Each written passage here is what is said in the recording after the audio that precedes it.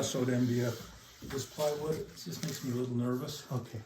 So we're gonna put a little piece of, we're just gonna gesso a little piece of muslin on each one of these real quick. We don't even need the glue. Gesso is the glue. Oh, gesso is the glue. Okay. Oh. Muslin. And we did this right in the workshop. No. You don't remember doing this? We did paper on, We didn't do muslin. No. No, we did paper. I go to the heart of the fabric store and I buy a whole bolt of unbleached muslin. And 90% of my small paintings are on muslin mounted on the board, even if it's MDF. But just now I'm starting to move to this aluminum, and it's just really lightweight, really beautiful to paint on.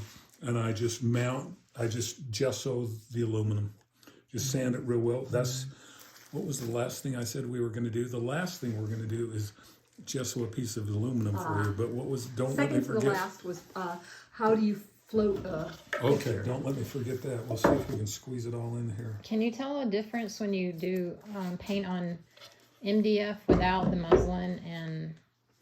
I think there is a difference. I actually love to paint on this surface that we're going to make right here. But I think I told you, oops, no, I screwed that up, didn't I? I think I told you in that workshop, the last one where we did it on paper, Yeah. my favorite surface is gesso Gesso paper. paper. And I'm not sure why, but it's just Watercolor paper, right? drawing paper. Drawing paper. Usually, but watercolor paper works. Just 100% rag paper. So muslin is made of cotton, right? Muslin is 100% cotton, so there's no oils in it. It's very archival. You know, linen maybe is better. I'm getting less anal about materials, but I still love to use nice, good materials and make everything as permanent as I can.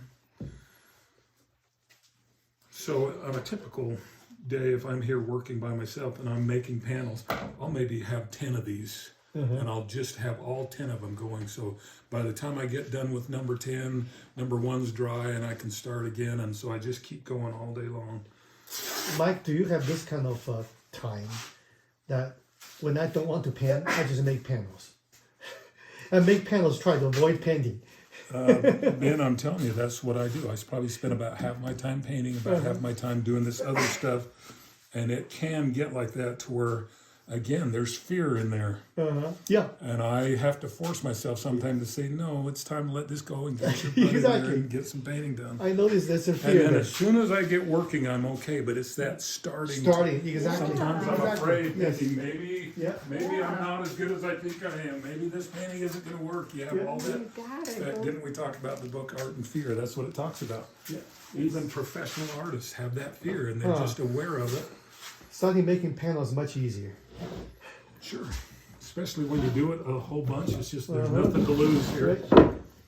But that's where my ego's all tied up in there. Real quickly before we mount